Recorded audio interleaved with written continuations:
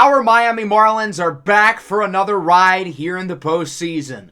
Last year, we lost the World Series in a heartbreaking 7-game series against the Rays, and since then, our roster has done a complete 180. Lots of veterans gone with the addition of new faces, young and old, and our team mostly didn't lose a beat. We won 96 games, barely squeaking away with the NL East over the Mets and Phillies, who both grabbed wild card spots, while the Cubs and Dodgers win their divisions, the Cubs also only winning by 1 game, and the Giants grabbing the other spot. We will face off against the winner of the Phillies and Cubs wildcard series, which is ironic because they are the 2 lesser of the 4 teams playing in the first round. I feel like the MLB seeding is kind of unfair because we're worse than the Dodgers, but we get to play against a lesser team in round 1. I'm not complaining, but if I was the Dodgers, I'd be pretty upset. The American League, per usual, was a lot worse than the NL. The Astros were the only team here who won more games than us. The Twins also won 96, and the Guardians were the only ones who also had more than 90. The back-to-back World Series champion Rays, meanwhile, at 82 and 80, miss out on the playoffs by 1 spot. So before we get into the postseason and find out who we're going to play in the NLDS, we've got to go through our studs and duds of the year as voted on by you guys in the last episode for both the majors and the minors. We will start with the MLB stud of the year, and to no surprise, this is going to be Isaac Stu, who racks up around 70% of the votes. Isaac Stu, for much of the year, was the best offensive player in baseball.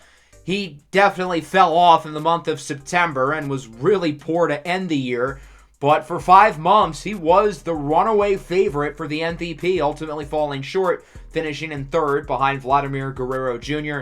and Shohei Ohtani. Nonetheless, Stu had a ridiculous season at just 20 years old, homering 39 times with a .333 batting average.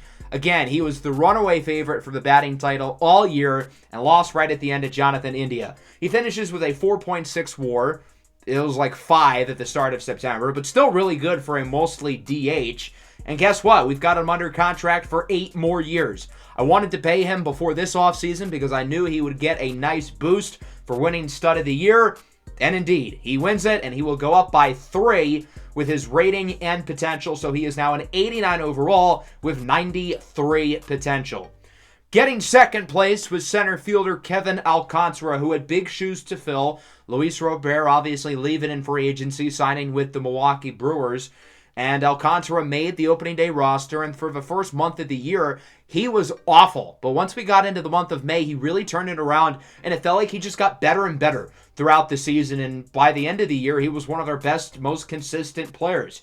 He finished with a WAR of 4.5, which is just 0.1 lower than Isaac Stu, and obviously we had much smaller expectations for Kevin coming into the season. I still get Isaac Stu winning the Stud of the Year overall because he was so good, but Kevin Alcantara was phenomenal as well, so he'll go up by 2. He's now an 85 overall with 89 potential, and then Khalil Watson ends up getting 3rd. Watson had a very similar season to that of Kevin Alcantara. He had big shoes to fill with Bo Bichette and Ha-Seong Kim gone. He makes the opening day roster, and for the first month of the year, he was just as bad as Alcantara. But once we got into May, he really turned it around. He wasn't quite as consistent as Kevin Alcantara down the stretch, which I think is why he gets 3rd place, but his rating and potential will still go up by 1. As for the dud of the year, again, the vote wasn't all that close. Alec Bohm ends up being the big loser, which, I mean, it's hard to disagree. Bohm had a career season last year. He was awesome in the postseason. We re-sign him, and it's a train wreck. His offense is way worse. Despite playing half as many innings, he gets twice as many errors. His defense dramatically declined, and his WAR was negative 1.2. So as a result, he will go down by 3. He only has C potential now, albeit 79. Bohm went from one of our best postseason hitters last year to now not even knowing if he's going to make the postseason roster. He's probably going to be right on the fringe. His play this year certainly didn't earn him a spot on the team. It's more so just based off of past performance that would get him considered. With his struggles, Jacob Berry had a massive opportunity to become the full-time steady 3rd baseman And he just did not do that. He ends up being the second place finisher. I thought Berry really played well last season. In only 82 games, he had 18 homers, OPS above 800. If you average that out to an 162 game scale, he would have hit 36 homers with nearly 100 RBIs. Yet this year, he was just a non-factor on offense. We had him in the minor leagues for about the final month and a half of the year. He had 200 at-bats, and he didn't really improve. His OPS was at around 700, which is barely better than his OPS this season in the big leagues. He'll go down by 2. I think he's still got a shot to be a big piece of this team's future, but man, he was not good this year. Another guy who was really good last year in the postseason, and now it's a real question if him or Bohm make the postseason roster, or if either of them even make it. Johan Duran will be our third place finisher. For a guy who's making $11 million a year, we expect more out of him. Duran was not necessarily bad by any stretch, but being known as one of the best relievers in baseball and being paid as such, we do expect a little bit more. He's going to go down to an 89 overall, and his potential will go down by 1 from a 90 to an 89. So maybe we shouldn't have signed him to that big of a contract, but he's still a big-time player for us, and I'm hoping he'll turn it around. Let's briefly go through the minor league studs and duds of the year. These votes were a lot closer. For stud of the year, we were within 10 percentage points of our winner, but it ends up being Double-A outfielder Ziggy Zidane, who had a great season with the Pensacola Blue Wahoos. Zidane was probably the best offensive player, at least in the Southern League of Double-A, maybe in Double-A entirely. I think his skill set isn't that far off from a guy like Isaac Stu, but he's just worse in every aspect. Despite that, I think he's a guy who probably gets on the 40-man roster in the offseason, gets invited to spring training, and you never know, maybe he gets a roster spot. He tied his teammate Omar Nieve for the most amount of homers in the Southern League. We'll talk about Nieve a little bit later for the wrong reasons. And then he finished in first in just about every other main offensive category, and he was second in WAR amongst all Double-A position players, only behind Yanni Hernandez, whose WAR was a full 2 points higher after drawing over 100 walks. So his rating will go up by 2. His potential does as well. He now has B potential, which is pretty exciting. Our second and third place was also pretty close between two pretty good pitching prospects, and that starts with Wade Rockwell, who was drafted in the middle of last year's draft, and we knew we found a steal with him, an A potential, I think in like the third or fourth round, and he ended up having a phenomenal season in Double-A, finishing with a record of 12-6, an ERA at around 2.3, and a WHIP not too much higher than 1.2. Rockwell is the top prospect now in the entire organization, and he will move up to 95 potential, along with his rating going up by 2, meaning he has more potential than anybody currently in our farm system, so we're looking at a potential ace-level pitcher down the line. Gonzalez ends up getting third. To be honest, I thought his numbers were a little bit better than Rockwell's. I thought he should have gotten second, and he did it against better competition, being in AAA. We got him as a throw-in, essentially, in the MJ Melendez 4-team swap with the Giants, Orioles, and Angels. We got him, I believe, from Baltimore, who ended up getting Yuri Perez from us, who wasn't half bad for them. But I really like Geronimo Gonzalez. I think he's going to be a guy who has a big piece in our future. We had him at spring training this year. Never really had a shot to make the big league roster. But next year, we're going to have him back at spring training, and he will have a real opportunity to make the opening day squad. As for the dud of the year, again, it ended up being super close, but our loser is going to be Jordan Hicks, which is a little bit weird because Jordan Hicks did not spend most of the season in the minor leagues. However, he was so bad in both the majors and AAA that I decided to put him on the ballot, and he ends up winning. Jordan Hicks this season was, to put it nicely, an utter disaster. His numbers in the big leagues were not good whatsoever. 30 innings pitched, ERA in the mid-5s, WHIP was high, WAR in the negatives, and we signed him to a pretty lucrative contract. He'll be back next year, assuming he opts into his player option. I don't see why he wouldn't. In the minor leagues, 37 innings, ERA in the high 5s, WHIP at 1.5. I don't know how he had a positive WAR, but it was just a disaster of a season for Hicks. He'll go down by 3.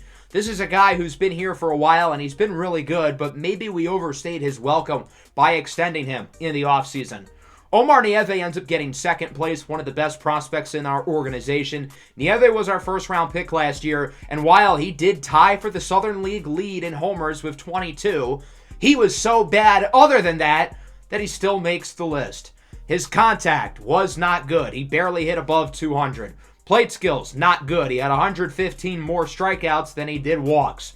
On-base percentage, less than 260. OPS, a smidge above 600. Despite that, his offense was better than his defense, which was the worst part of his game. 31 errors, fielding percentage barely at 95, and a WAR at negative 2.1.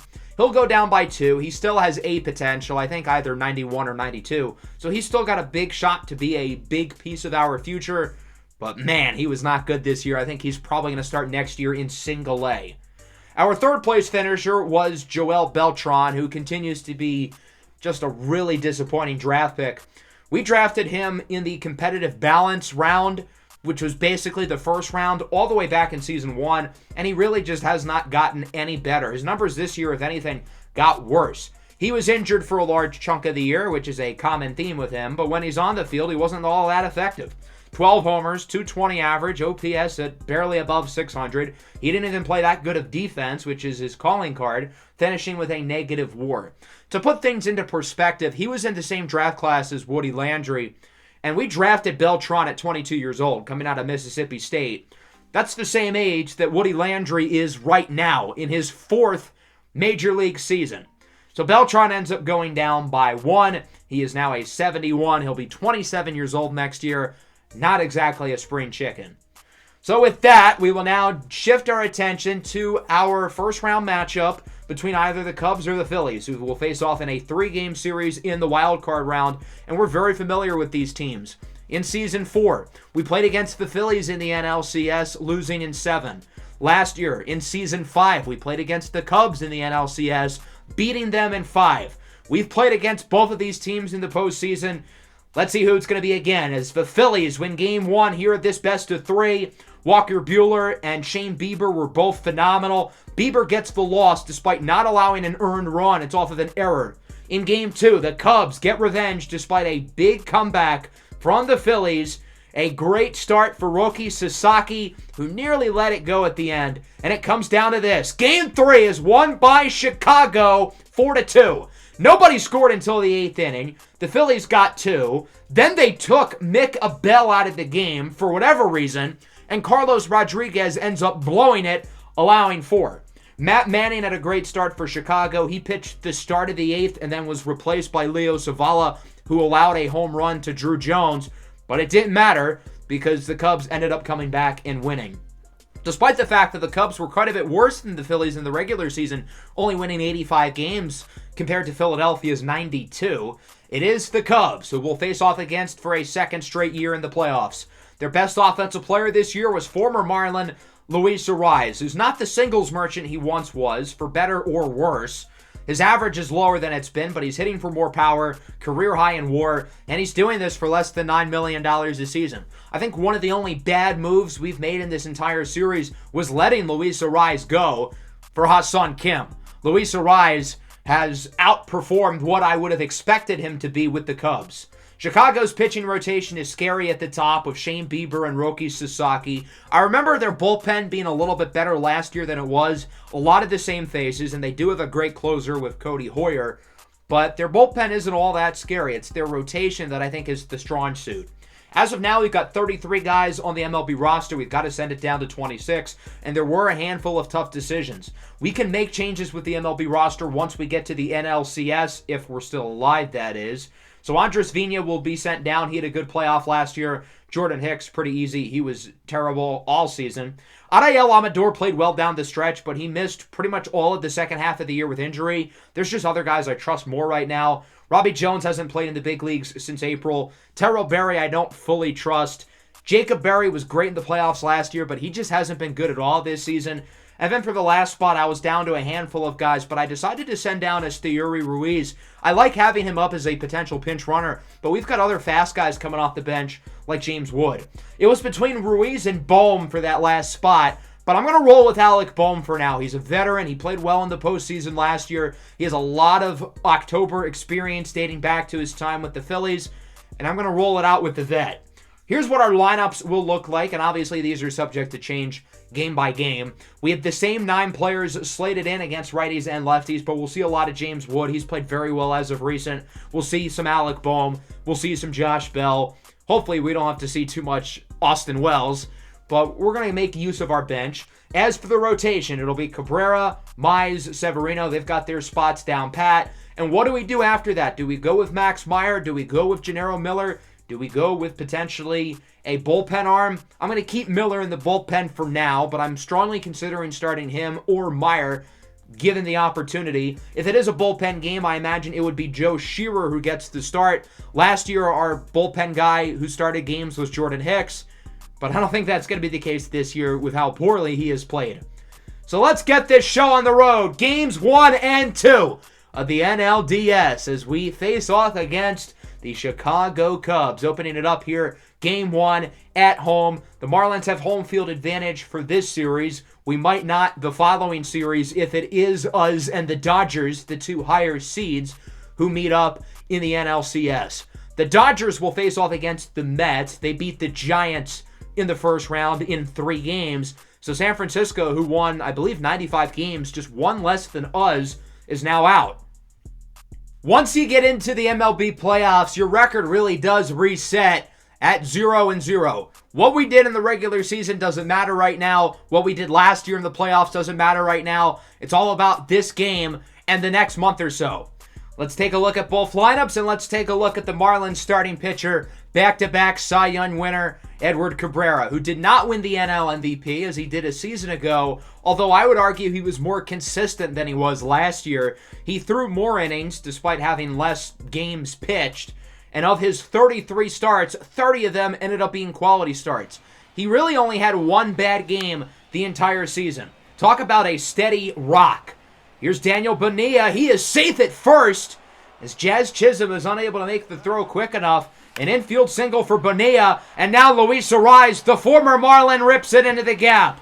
Bonilla was already running. He's going to score with no issue, and the Chicago Cubs are on the board early. An RBI double from the former Marlin, Luis Arraez, and it's 1-0. Not the start Cabrera was hoping for. Seiya Suzuki with a grounder to short. Chisholm deflects it, and there will be no throw to first. 3 hits within the first 4 at-bats of the game for Chicago. They're having their way against the Cy Young winner. Cabrera gets out of the inning, though, as he strikes out Nicholas Morrow, only allowing 1. Not the start he was hoping for, though. Cabrera's not like Sandy Alcantara in the sense that he's a poor playoff performer. Cabrera's always been great in the playoffs, but so far, not good today. Alfonso Estrada, the young righty, makes his first postseason start of the year for Chicago. Pretty solid in the regular season as he strikes out Jazz Chisholm, who goes down looking on the low fastball. Now against Isaac Stu, he goes down looking as well. He absolutely should have swung at that pitch. That was a beauty. Into the second, Corey Lee leads things off, swings and misses at the sinker. It looks like Cabrera is starting to get comfortable after a slow start. Dansby Swanson goes down looking. Again, it's the sinker. 1-2-3 inning for Cabrera, who strikes out 2, retiring the side, and we move into the bottom of the second. Woody Landry leads things off, and he's going to hit this one, beating the shift for a base hit. Woody Landry had a really weird postseason run last year. For the first 2 series, he was awful, but then in the World Series, he hit over 500. Hopefully we can get that version of Woody here. Jesus Sanchez hits this ball well into left center, at the track, at the wall. It's gone! 2-run homer for Jesus Sanchez, and the Marlins are on the board as they now lead it 2-1.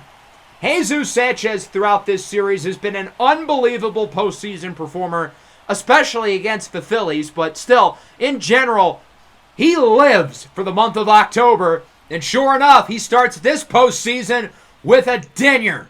So the Marlins are on top. We'll see if they can keep this offensive stretch going. De La Cruz grounds it to second. Arraez with a spin move, but the throw is offline. Estrada bobbles it as he's coming into first. It'll be ruled as an E4 against Arraez, which is unfortunate because the first 90% of that play was really impressive. Here's Khalil Watson now into the opposite field. He's got to be thinking extra bases. Does De La Cruz go home or does he hold? And he's going to hold up at third. He was originally sent home, but then the third base coach, Tommy Lasorda, realized, yeah, no, he's going to be out. That's Khalil Watson's first career postseason at bat. It goes for a double. Big opportunity now for Kevin Alcantara, the former member of the Cubs organization, who pops it up into center field, and it's caught by Pete Crow Armstrong. The Marlins leave 2 runners in scoring position, but they score 2 with a 2-run blast by Jesus Sanchez as we move into the 3rd. Pete Crow Armstrong draws a walk. Chicago gets their first base runner since the 1st. PCA's got some wheels. 89 speed as Luis Arraez strikes out. He doesn't do that too often, but Cabrera gets him there for the punch-out, his 4th. That'll bring up Seiya Suzuki, who had an infield hit in his last at-bat, and he goes down on the curveball. Big pitch by Cabrera, who now looks more like the Cy Young MVP pitcher that we know him to be, as it remains 2-1. Bottom 3, Jazz Chisholm into left field. That was a pitch that was on the outside area of the plate. At face value, he shouldn't have swung at it, but he rips it over the glove of the third baseman for a double. Left fielder very slow to make that play. And Chicago allows another early runner. Jazz is in scoring position. That'll bring up Isaac Stu, who goes down looking again. Nice pitch by Estrada, his 3rd K of the day. Here's Jesus Sanchez, who homered in his last at-bat. Hits it well into center, but it will be caught by Pete Crow Armstrong. And so Estrada gets out of the inning, not allowing any further damage as it remains 2-1 in favor of the Miami Marlins. Let's move into the 4th. We'll see if the Cubs offense can get back going after a hot start has been certainly halted. Harold Ramirez rips this one into the gap. That one is going to go all the way to the wall here in left center. Sanchez gets to it, but not before Ramirez is aboard with a no-out double. Ramirez had 2 errors in the wild card round, including a costly one, which is the main reason why they lost Game 1 against the Phillies. They still won the other 2, though, and have obviously been able to keep themselves alive.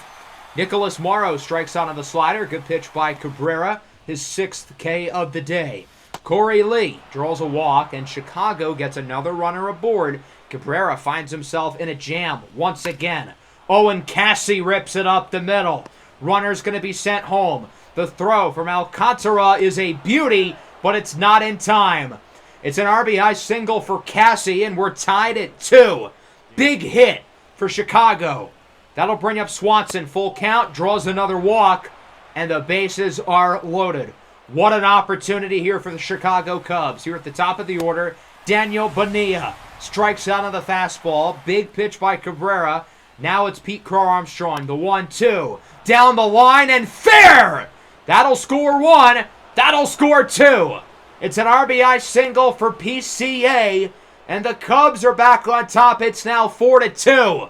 Cabrera allows 3 runs here in the 4th as he strikes out Luis Arraez, and that'll end the inning.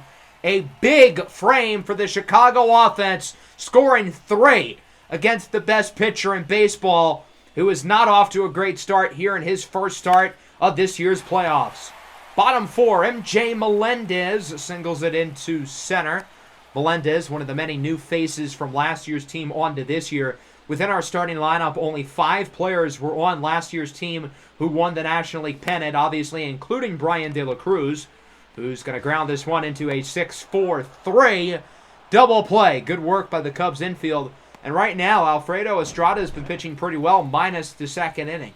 Now against Luis Rengifo, the trade deadline acquisition, and he goes down on the high fastball. Nice pitch by Estrada. It remains 4-2. Into the 5th now, Cabrera against Suzuki. Grounder to short. Jazz Chisholm. What a play! To the first out of the inning. The Marlins are hoping for one more inning out of Cabrera. If this was any other pitcher, he'd be out of the game, but they trust their Cy Young winner, and that might be a mistake. If this ball is fair from Ramirez, it's gone, and it will stay fair. A solo home run for Harold Ramirez, and it's now 5-2.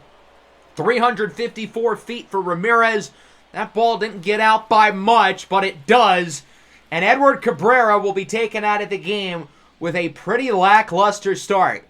4 1/3 innings, allowing 5 runs for a guy who's been as consistent as he has been throughout the year.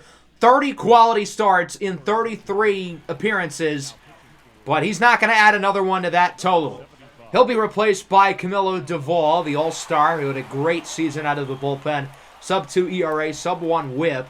looking to pad the bleeding and keep the Marlins in the ball game as they trail by 3. Corey Lee is up with 2 gone. He's going to fly it into right. De La Cruz is under it. Routine fly ball. He makes the play. Harold Ramirez, though, does add to the lead for Chicago, and thus he yanks Edward Cabrera out of the game with a solo homer. And now the Marlins have some damage control to do, down by 3. Kevin Alcantara rips it up the middle for a base hit. That one nearly ripped Estrada's head off. And Alcantara is aboard with the meat of the order due up. Quite the opportunity for the Marlins to get some runs back. 2 gone now for Isaac Stu, and he grounds this one over to second. Play will be made by Luis Arraez. Another strong inning for Estrada. I'm not sure if they're going to keep him in for another inning or not, or if this will be the end of the road. If it is, pretty good start for the young Estrada, outperforming Edward Cabrera. Duvall stays in the game here for the Marlins as he strikes out Dansby Swanson on the sinker. 2 gone now for the top of the order. It's Daniel Bonilla, his 4th at bat of the game. Grounder to short. Chisholm slow to get to it. And he is safe. Just like the first at bat of the game, Jazz wasn't overly quick to get that ball, and Bonilla has an infield single. Pete Crow Armstrong grounds it to short. Jazz makes sure to charge over to it, and he will make the play, flipping it over to Watson. Good inning for Camilo Duvall. It remains 5-2, and the Cubs will go to the bullpen.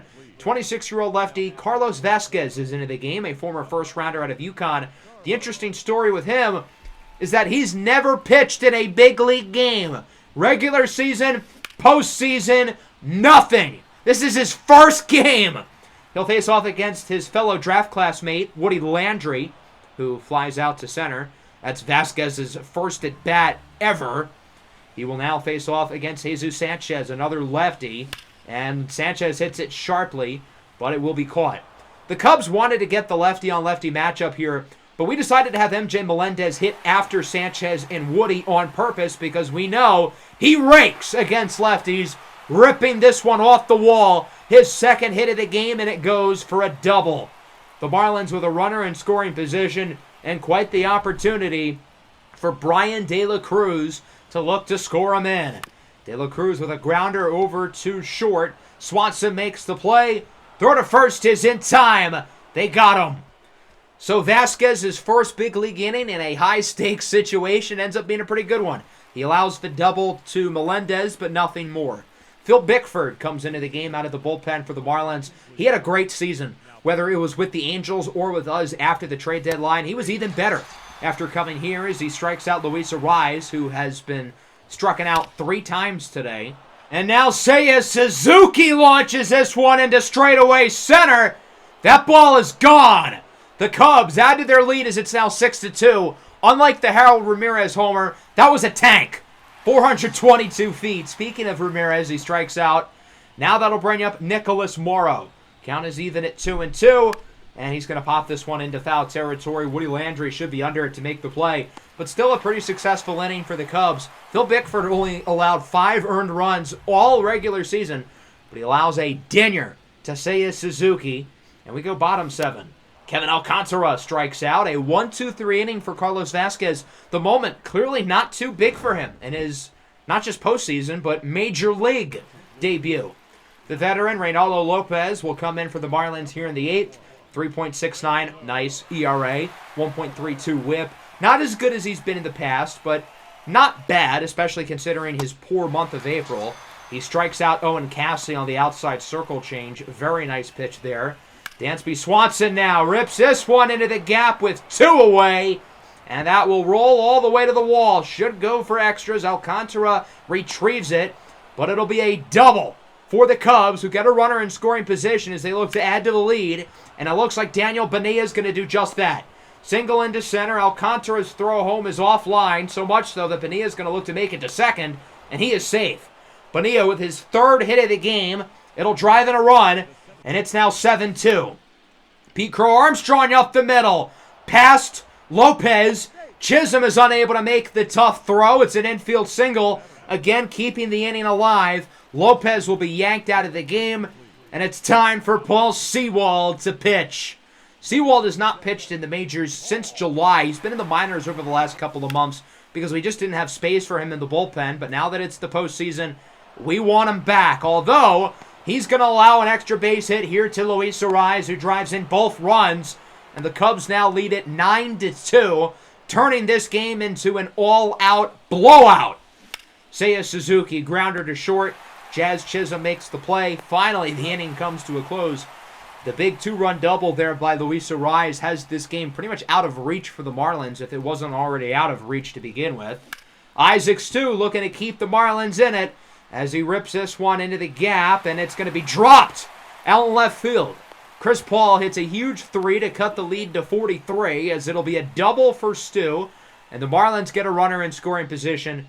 Now he's on third base, 2 away for Sanchez, who has driven in the only 2 runs today for the Marlins, and he strikes out on the low fastball.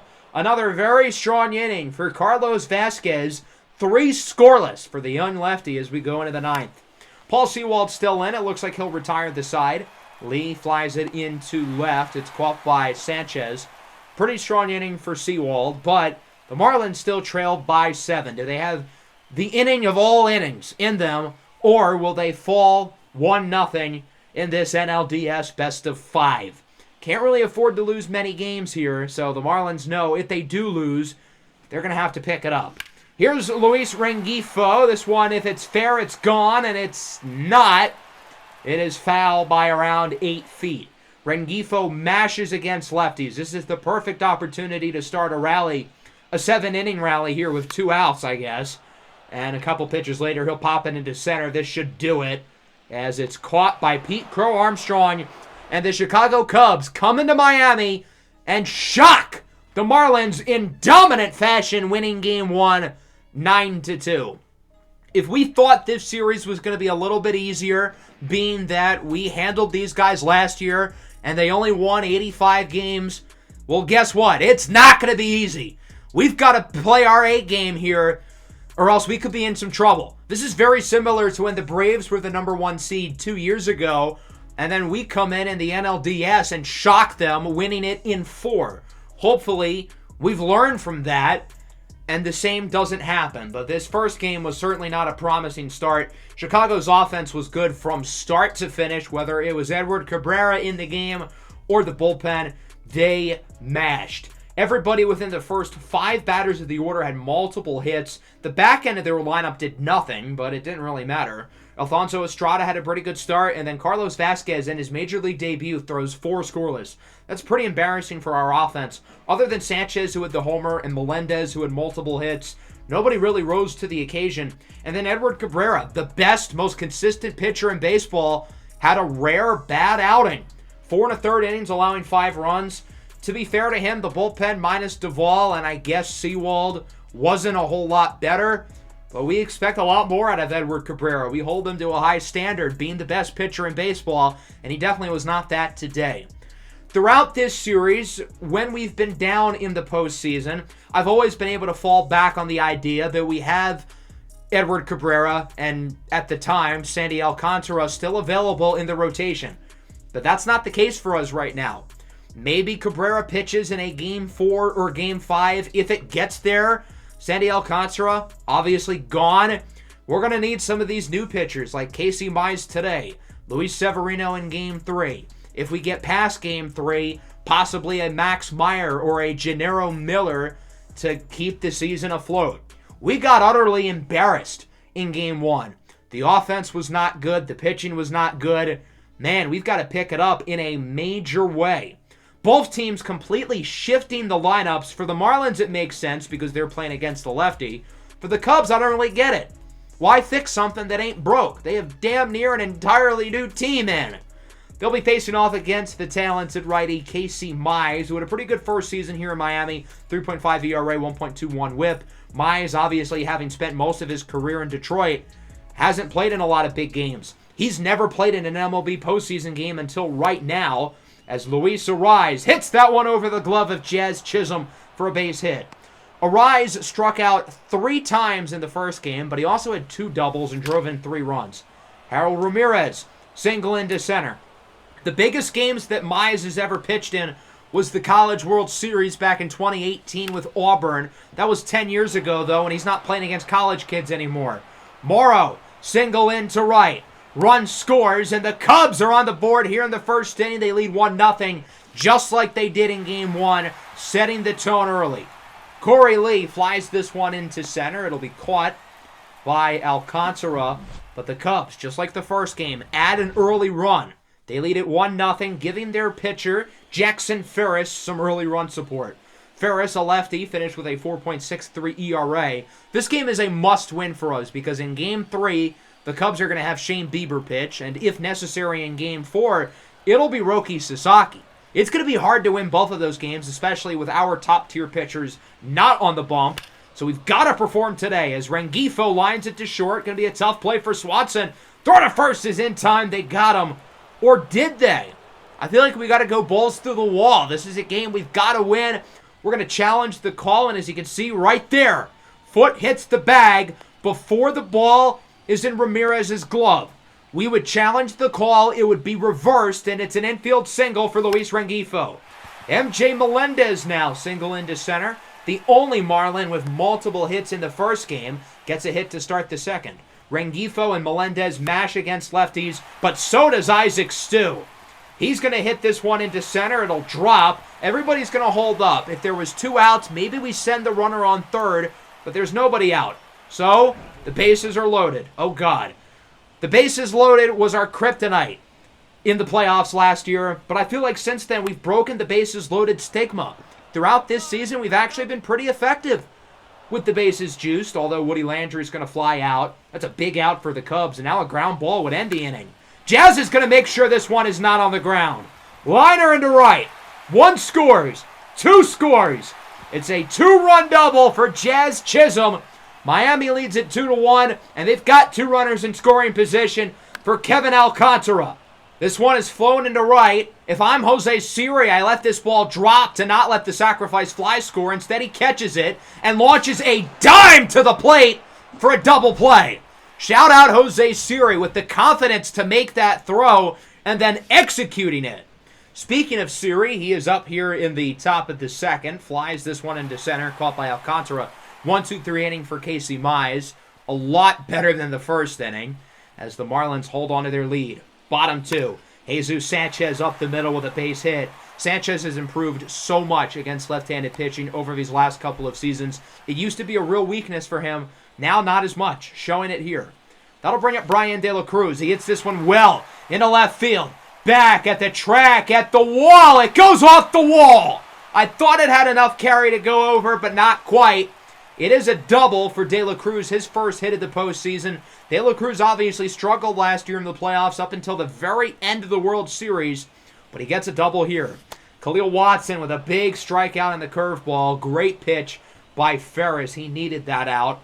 That'll bring up Luis Rengifo now. Just got to put the ball in play. That'll score a run. And, well, he gets a base hit. That'll score Sanchez while De La Cruz makes it to third. An RBI single for Luis Rengifo, and it's now 3-1. MJ Melendez now with a grounder. Could this end the inning? It won't. Luis Ariz misplays it. His second consecutive game with a defensive blunder. They'll call it a base hit. It really should be an error. That'll score De La Cruz, and it's now 4-1. Woody Landry draws a walk, and the bases are loaded again for a second time today. Jazz Chisholm drove in 2 runs the last time the bases were juiced. This time, not so much. Pops it up to short, caught by Swanson. The Marlins had 2 more runs, though. The offense has so much more energy. They're so much more alert than they were in the first game with 4 runs and 8 hits already. That's more runs and the same amount of hits that we had in all of Game 1. Following a Mize strikeout of Dansby Swanson, will travel into the bottom of the third. Jesus Sanchez swings and misses at the high heat. Great pitch there by Ferris, looking to get into a groove because so far he has not looked too sharp. De La Cruz now rips it to third, and it's caught by Morrow. Right place, right time. That's a good play by Morrow, and an unlucky at bat for De La Cruz, who hit that ball about as hard as he could have. Should have been an extra base hit, but instead it's caught. Top 4, Morrow goes down looking. I've got to give Casey Mize a lot of credit. He started off slowly, but he's been very impressive since that first inning. Right as I'm gassing him up, he allows a walk. Joe Adell now with 2 away, pops this one up. Woody Landry should make the play, and he will. Let's go bottom 4. This might be a surprise, I don't know. The Cubs are going to make a pitching change. Cade Horton is into the game. He only pitched in 5 regular season games this year. I get that Jackson Ferris didn't do too well, but he's coming off a pretty good inning. So I am a little bit surprised of the timing of the pitching change. Watson lines it to second. Nice play there by Luis Arraez for out number 1. MJ Melendez now up. Full count. He's 2 for 2. Multi-hit games in both contests, and he's looking for another. High, deep, at the wall. It's caught by the Cubs. So Horton gets through the inning pretty easily, the former high draft pick out of LSU. And we move into the 5th. Jose Siri strikes out on the splitter. Dansby Swanson now draws a walk. That's a tough pitch to lay off. Give him a lot of credit there. Swanson in the 6th year of his 7-year contract with Chicago. Luis Arraez now grounds it to Jazz. He flips it over to Khalil Watson. That'll end the 5th. Another strong inning for Mize. The pitch count is starting to get high. It just passed 100. Do the Marlins keep him in for another inning, or do they take him out? Jazz Chisholm strikes out on the low pitch. Marlins offense has gone silent since the 2nd inning. They still lead 4-1, and they will make a pitching change. Casey Mize has been on fire, but we're going to trust our bullpen here, and it'll be Brett Martin, the lefty, into the game.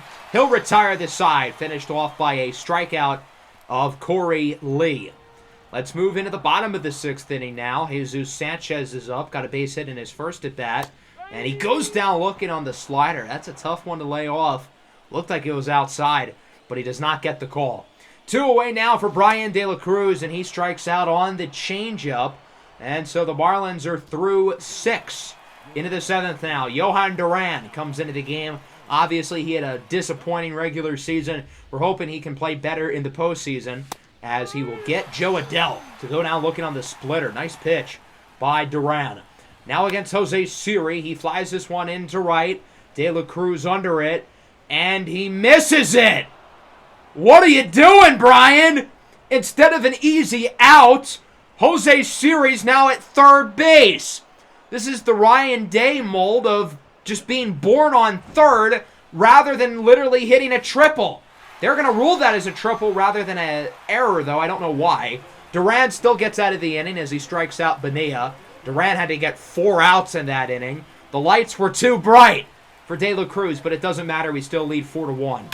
James Wood off the bench crushes this ball into center, and that one is gone. James Wood, in his first career postseason at bat, launches a 408-foot piss missile into center field, and the Marlins lead at 5-1. The first runs from either team since the 2nd inning, and it's James Wood coming off the bench. He had a quietly really good regular season. I want to give him more playing time in the postseason, as he just continues to prove himself to be a real asset for this baseball team. MJ Melendez strikes out. Good pitch by Horton, who is still in the game.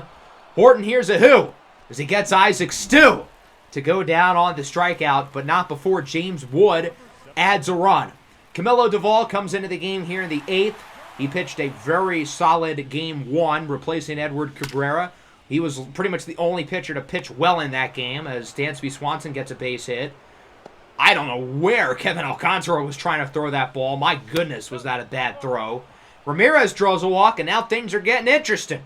2 on for the Cubs. Nicholas Morrow's up, and he strikes out on the cutter. Big pitch by Camilo Duvall. There's not many guys I'd rather on the mound here than Duvall against Lee. Hit sharply to first. Woody Landry picks it up, and he tags the base.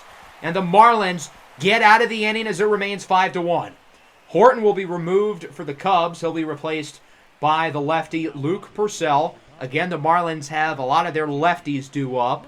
And unfortunately, they don't have Rengifo or Melendez to back them up because those guys just hit. So Woody Landry is up first, and he will go down looking on the fastball. Nice pitch there by Purcell. Jazz Chisholm is up now. 2-2. Got him on the changeup. That was a filthy pitch. I cannot lie. Alec Bohm is up here off the bench. He had a bat in game 1. Didn't do anything. Now here in game 2. Draws a walk. So Bohm is aboard here with 2 gone. And that'll bring up Jesus Sanchez looking at driving another run. And he might just do that. Rips a liner into the gap. 102 off the bat. Bohm on his high horses. Rounds third. Heads home. Going to be a close play at the plate. And he is safe. An RBI double for Jesus Sanchez, who continues to be a dominant postseason performer, and it's 6-1. Josh Bell into the game off the bench. We've got some great postseason memories with him on this channel, whether it's with the Pirates in MLB 20 or the Guardians last year, but he strikes out on the fastball and we move into the ninth. It's time for Paul Sewald to pitch and finish this game off for good against Nelson Velasquez. Strikes out on the fastball. Good start. Now the game comes down to Jose Siri with a full count. Rips it down the line and fair, and the Cubs will keep game 2 going for at least a little while longer. Siri into second with a double. His second extra base hit in the last 3 innings, although his first one wasn't really deserved. That one was, though. Now Bonilla, the 1-2. He's going to line it into center. Wood under it. He makes the play. And the Marlins with a big rebound. They win game 2 of the NLDS, and they tie the series up at 1, winning this one 6-1. The Cubs got their run in the top of the first inning, and then the offense did nothing after that.